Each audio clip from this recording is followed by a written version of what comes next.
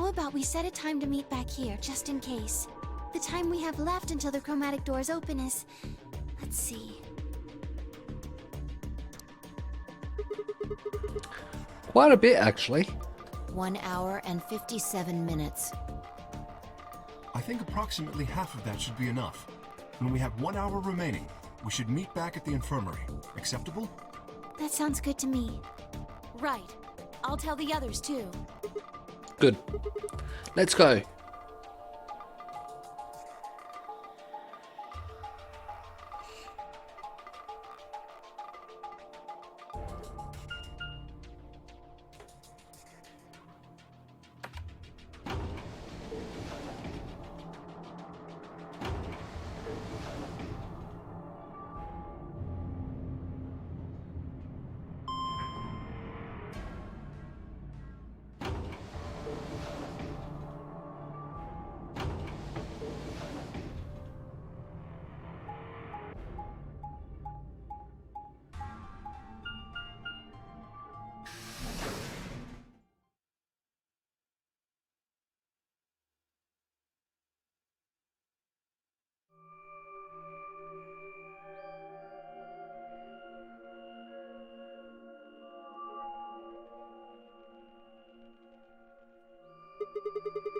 So these are the white doors that Kay and Clover were talking about. Yeah. There's the lock thing. No question, these are chromatic doors, I guess. So it seems. Ah! What? When did you... I've been here the whole time. Seriously?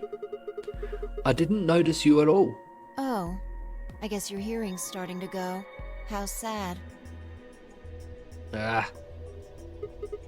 So, what do you want? Why are you stalking me? I'm not stalking you. I just followed you here. That's pretty much the same thing. But how did you do it? You were totally silent. Are you Batman? Batman, really, Sigma? I already told you I'm not. Remember? Back in the AB room when we met? Yeah, actually. You also jumped super high, all the way up to the ceiling. Totally Batman. Well, she's something to be able to jump like that. Right. Aren't you curious about that graffiti? I'm curious how you could jump so high. You simply jumped out of the roof in the AB room at the start of the game. You also just jumped easily over my head just before to get to the number 9 door. Graffiti? Oh yeah, that. Memento mori, if the 9th lion ate the sun. Did a kid write that or what? Why do you say that? Well, they managed to spell 9th wrong. Who puts an E in there? You're right. Then again, maybe it means something. An anagram, like in the first one. First room. Do you know what it means? The Latin part. Hey now, give me a little credit. Even I know what memento mori means. You see it all over the place. As far as I know, it translates to something like, be aware of death, or remember your mortality. Never forget that we all die someday. I guess it's a sort of cautionary thing. What about the other part? It's exactly what it says on the tin, right? Some sort of conditional about lions and suns.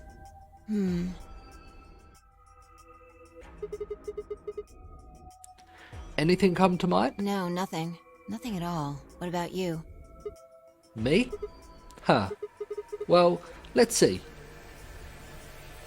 Memento mori, if the 9th lion ate the sun.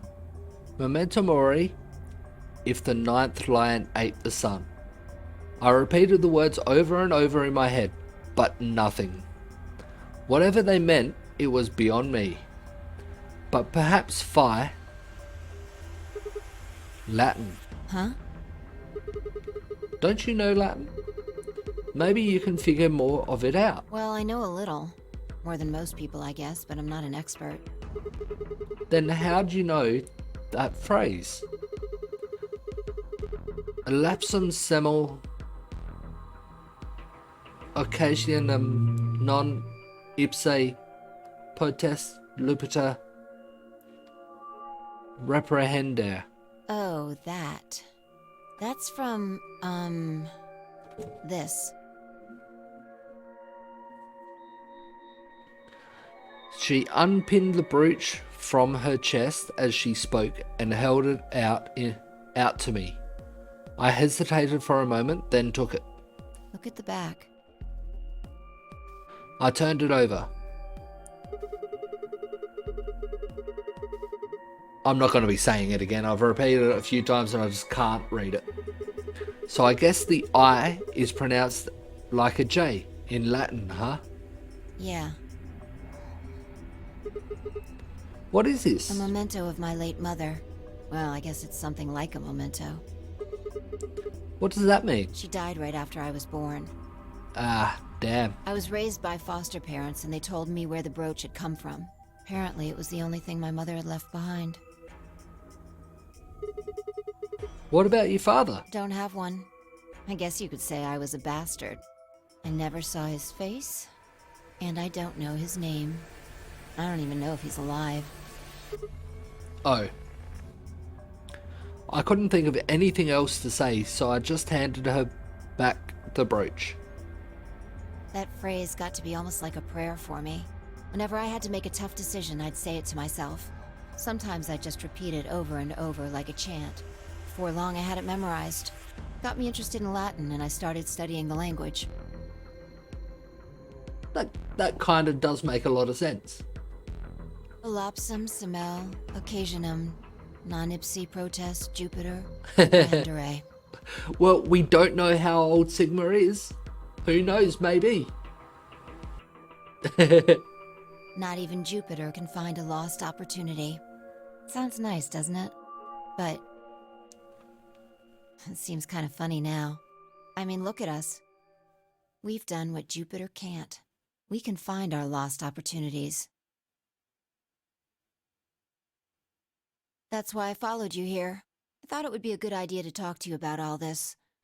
Alone. Yeah, I agree. There's something else we need to do too, though. Find the number 2 bomb. Exactly. So we should get going. I'm pretty sure the bomb isn't in here. There's nowhere to hide it. So... You're saying we should go somewhere else? yeah. Well, come on, don't just stand there. We need to get a move on. Without waiting for a reply, she turned and started toward one of the exits. I followed.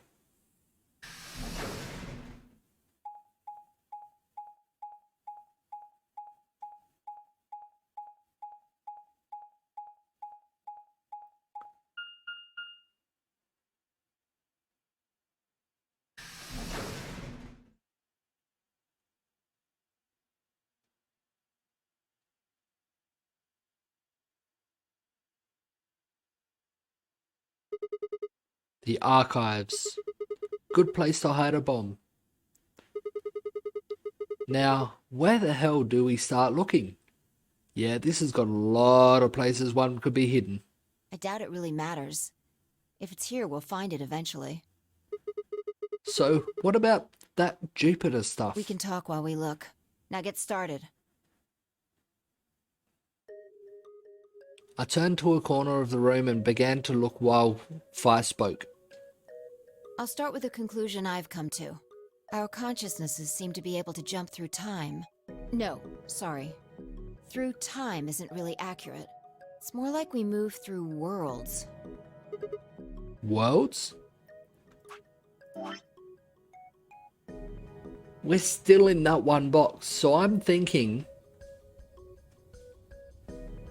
this box isn't totally depending on this ally or betray choice. There's other parts that work towards it as well. Yes. I don't mean physical planets in this case. Talking about a whole different universe, really. Parallel worlds. What? Do you know about the many worlds interpretation? Yep. Every choice that you make branches off and creates another world. Well, kind of. I think I've heard of it once or twice. Oh, well, I'll just explain it. Let's say... I don't care what it is, but could you move? Scratch your head, cross your arms, put your hands on your hips? Anything? I had no idea what this was supposed to explain, but I did as she'd asked. Which one should I do? Probably has no difference to what happens. I'll leave this choice up to you, chat.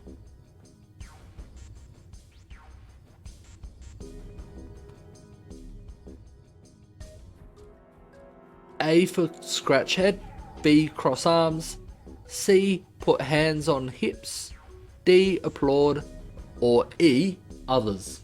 I don't know what. Why would I do something?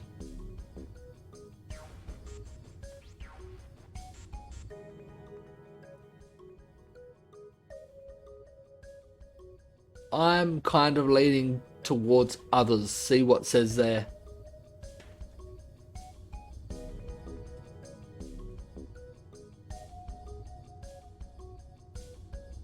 Yeah, I'll just go others. Cheer, blow a kiss, tap dance, moonwalk. What else is there? It goes back to the normal ones, first ones.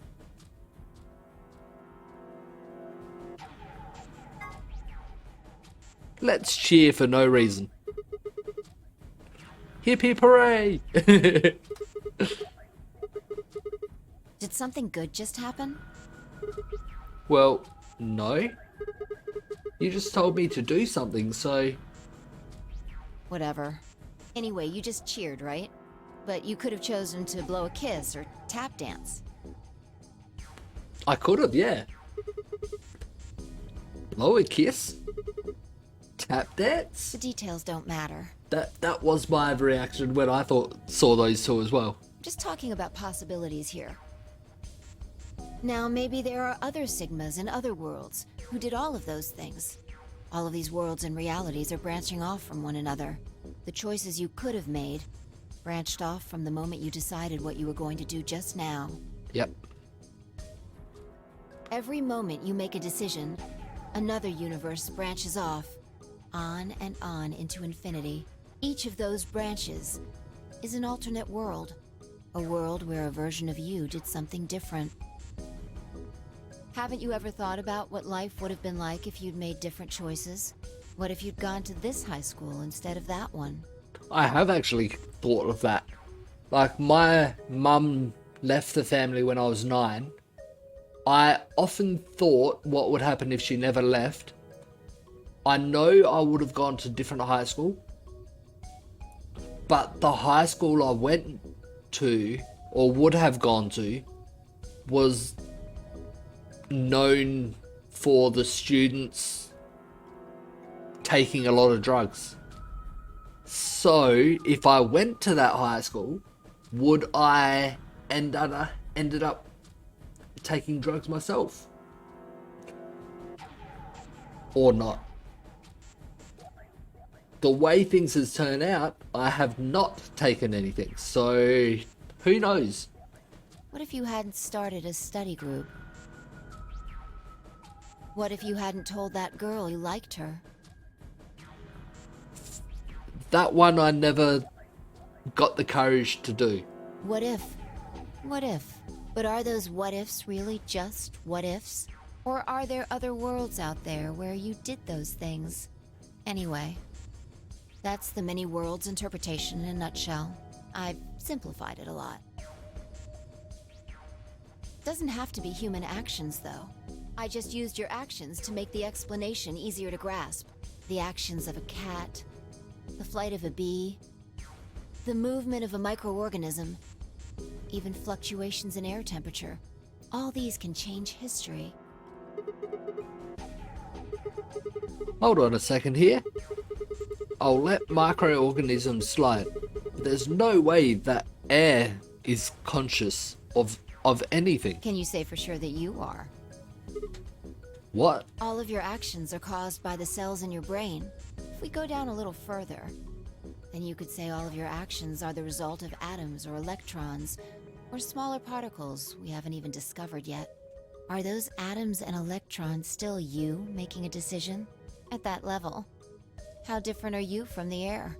I'd say not much. Human existence is just one part of reality. Falling in love is like a tulip blossoming. A tulip blossoming is like a tornado forming in South America. See what I'm saying? The only thing that really matters is the action of the most elementary particles of matter. That's where history happens. That's where universes branch out.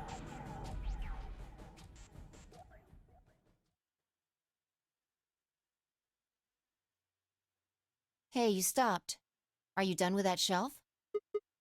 Not yet. Well, keep looking while I talk. How familiar are you with quantum physics? Never mind, don't answer that. I'll try and keep it simple for you. I know of it. I know a little bit about it. Hey, hand me that box, will you? This one? Sure. I handed the box I'd been examining over to her. She set it down on the desk and opened the top. Also... Ah, there's a stuffed lion over there. Perfect. He's part of Felidae, too. With that, she grabbed the lion and tossed it unceremoniously into the box. She also took a weight and an ink jar and put them in next to the lion. All right. Everything's ready. Ready? Remember that book in the crew quarters about Schrodinger's cat? It relates to all this stuff I've been talking about. Kind of. It kind of does, because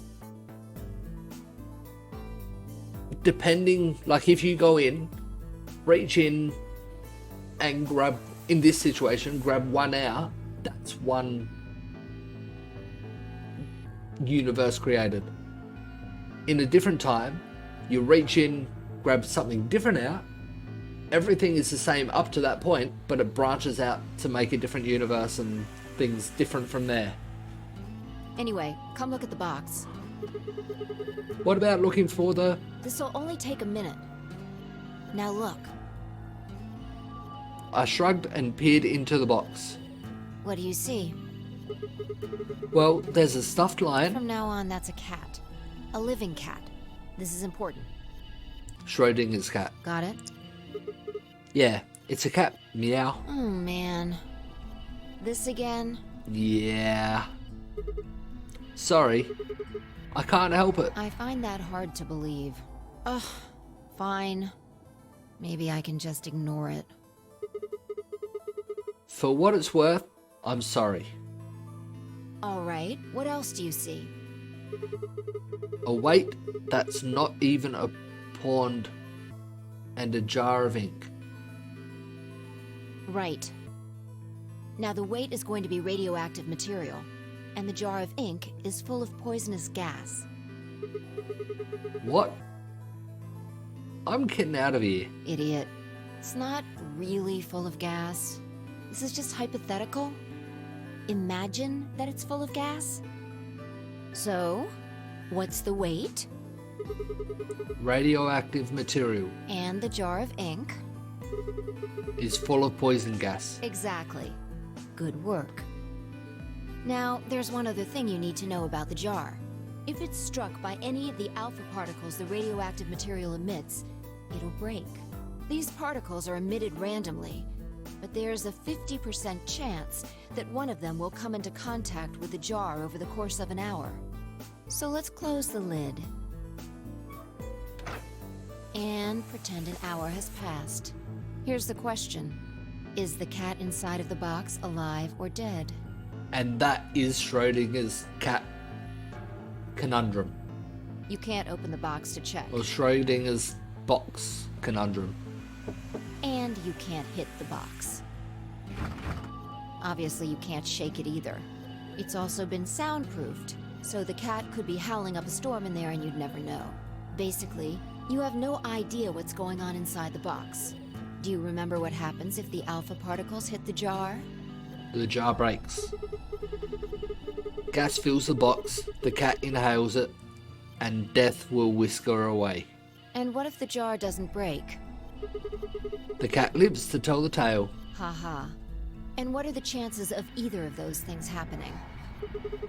About 50%. Uh-huh. So, what's your answer? Is the cat alive or dead? I can't possibly know.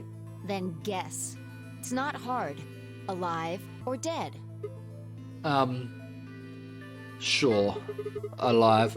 The cat is, pause for dramatic effect, alive. Nope.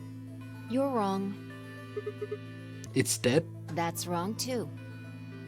It's impossible to know until you open it. Then what's the right answer? The answer is that it's in a state where it is neither dead nor alive. Well, that's the theory. Like, inside the box, it is one or the other. But there's absolutely no way to calculate in any form to know for sure without opening the box. So they say it's in a state of neither being dead nor alive. What? How does that make any sense? It's an extrapolation of something we see at the atomic level. We don't know if an atom is spinning upward or downward until we measure it. Before it's measured, those two possibilities coexist. But as soon as the measurement is taken, obviously, only one possibility is the truth. That's what's happening with the alpha particles. But even before you measure it, only one of the options is the truth. It's just we don't know what the option is. What one is the truth? Since we can't know when they were emitted or where, we only know the probability that they'll impact the jar. Because we can't observe anything that's happening in the box, that becomes the entire system. In other words, the box is like the atom. We don't know how the cat's life or death situation has resolved itself until we look at it. Until we do, it's just a bunch of possibilities. Do you get it? If the cat in the box is possibilities, then it's both alive and dead. right. So, let's open the lid. And when we do, all the possibilities will collapse into a single truth. Yep. Meow. What a relief, huh? Looks like the cat's alive. Anyway, that's Schrodinger's cat. The many worlds interpretation is one theory for explaining that weirdness. So there's another world out there where this cat died. Yeah, that's the idea.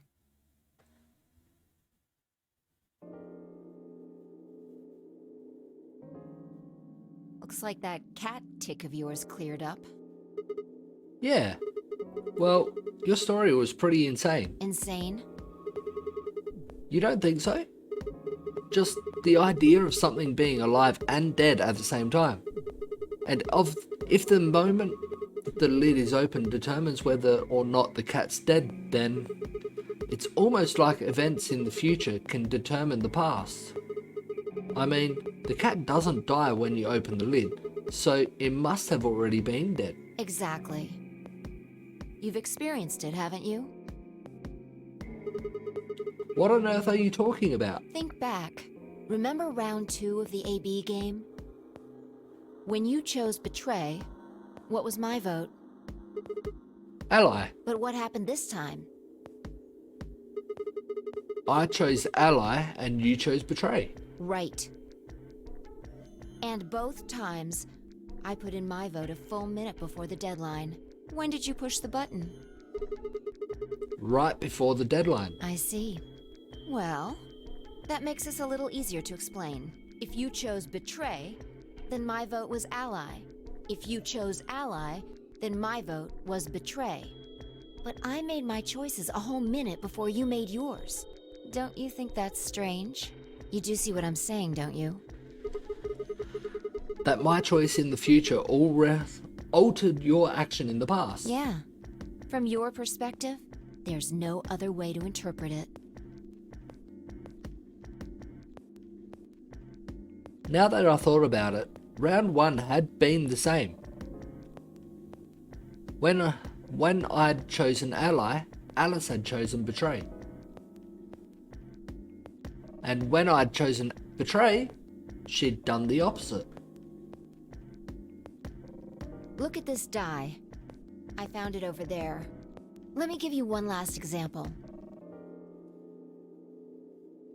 As she spoke, she tossed the die into the box and quickly shut the lid.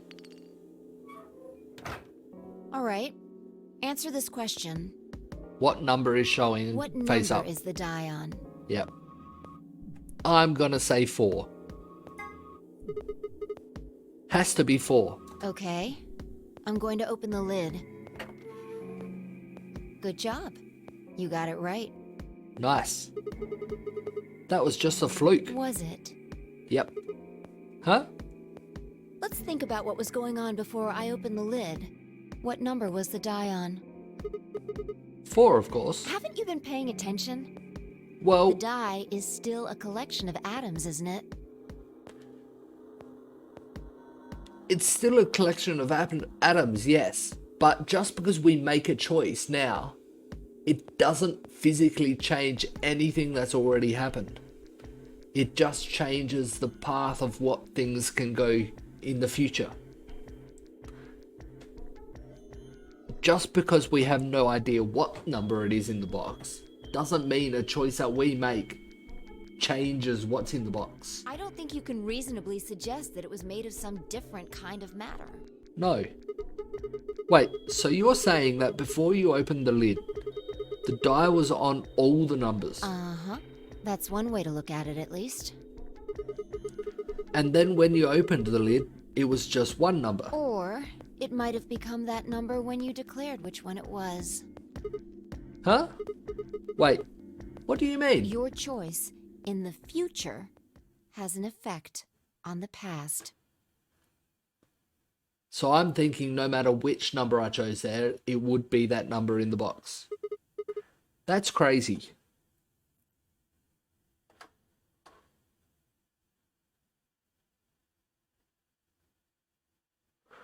Anyway, that's all I wanted to say. We got a little off topic there, but I think I made my point. Reality separates off into an infinite number of branches for each and every possibility. You and I seem to be able to jump from branch to branch. Of course, our bodies aren't doing the jumping. Our consciousnesses just sort of dive into other versions of ourselves in other worlds. Whoa. I think I get it now. That's how you knew my name, right? You jumped in from another world? That's how you knew all those other things you shouldn't have known? Yeah, that's the best I can figure out, at least. Unfortunately, it seems like we don't retain all our memories when we jump. Maybe we only remember particularly important things. I'm not sure how it works. But whatever the reason, it seems to be fairly limited. So you're saying my name is a particularly important thing? And often, we don't seem to remember jumping at all. Things will just sort of pop up. That's why when someone asks us how we know X, all we can think of to say is, I just knew. Yeah. What's causing this then? I don't remember ever doing this before, so why would it start now? If we knew that, I don't think we'd be having so much trouble. It's just, Just what? well, I'm pretty sure it has to do with why we're locked up in here. There's no way this doesn't have something to do with whatever Zero Senior's trying to do. Why would he have left that Schrodinger's cat book in the crew quarters? You aren't kidding, are you? Maybe this is some sort of huge Schrodinger's cat experiment. And all 9 of us are locked up inside the box right now. Right meow. And what if you've got it backwards? Backwards? We're outside of the box, and the rest of the world is inside. Then the moment we step out of this place... Yeah, we might be determining the history of the world outside. No way.